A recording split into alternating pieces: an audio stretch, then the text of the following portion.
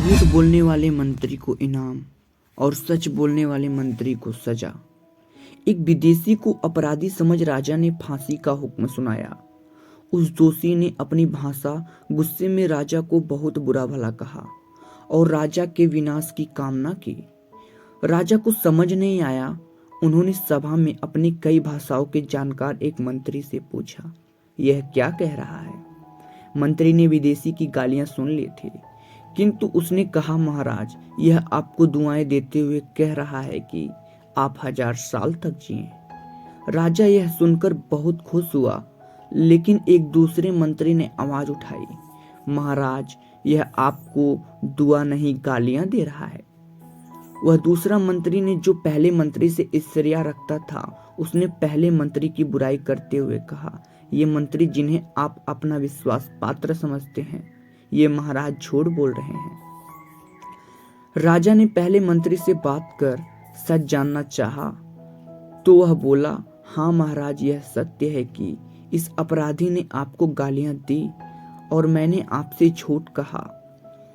पहले मंत्री की बात सुनकर राजा ने कहा, तुमने इसे बचाने की भावना से अपने राजा से झूठ बोला। मानव धर्म को सर्वोपरि मानकर तुमने राजधर्म को पीछे रखा। मैं तुमसे बेहद खुश हुआ। मैं तुम्हें इनाम में 100 अशर्फियां देता हूं। फिर राजा ने विदेशी की ओर मुड़कर देखा और कहा, मैं तुम्हें मुक्त करता हूं। निर्दोष होने के कारण ही तुम्हें इतना क्रोध आया कि तुमने राजा को गाली दे दी। फिर दूसरे मंत्री की तरफ मुड़े और कहा, मंत्री महोदय, तुमने सच इसलिए कहा क्योंकि तुम पहले मंत्री से ईर्ष्या रखे थे। ऐसे लोग मेरे राज्य में रहने योग्य नहीं हैं। तुम्हें दंड देता हूं, इस राज्य से चली जाओ। दूसरों की बुराई से आपकी भलाई कभी नहीं होती, पर अक्सर बुरा हो जाता है। दूसरों से जलने की भावना रखने वाला इंसान दूसरों की नजर में अपनी छवि गिरा लेता है।